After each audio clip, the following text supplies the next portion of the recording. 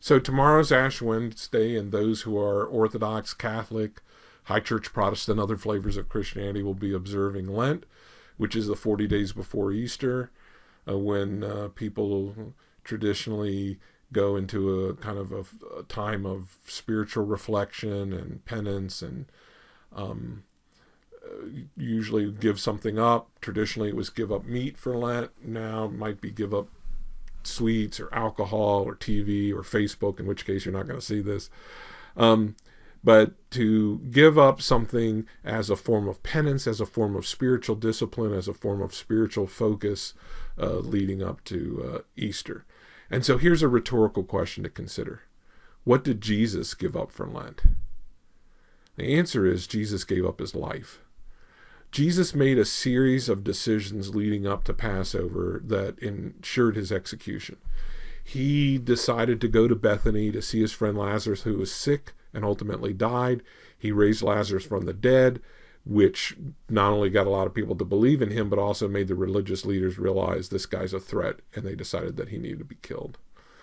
He celebrated the Passover around Jerusalem, which again made him accessible to the religious leaders and the Roman authorities to be captured.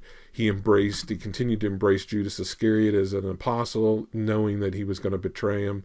And he did in fact betray him to the Romans. And he made no defense before Pontius Pilate. And all these things resulted in his crucifixion.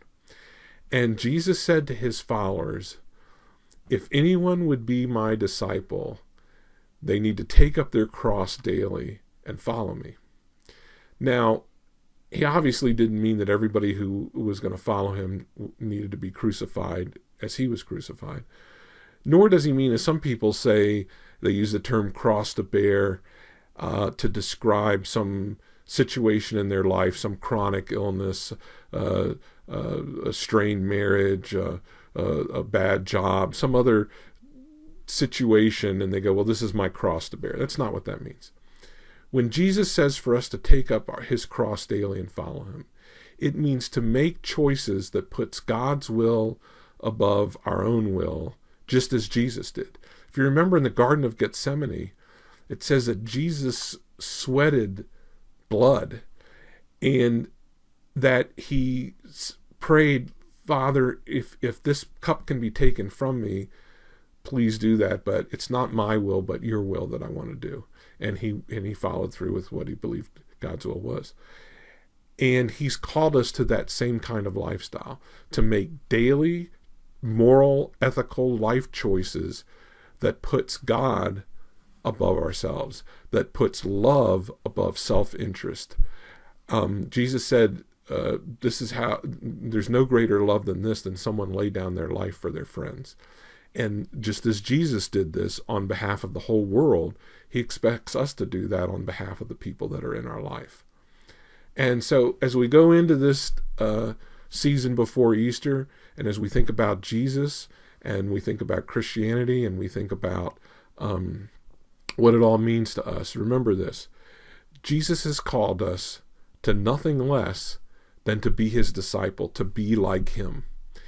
And what was characteristic of Jesus was his life of love and his life of submission to God and putting God's will before his own desires, to putting the interests of love before self-interests.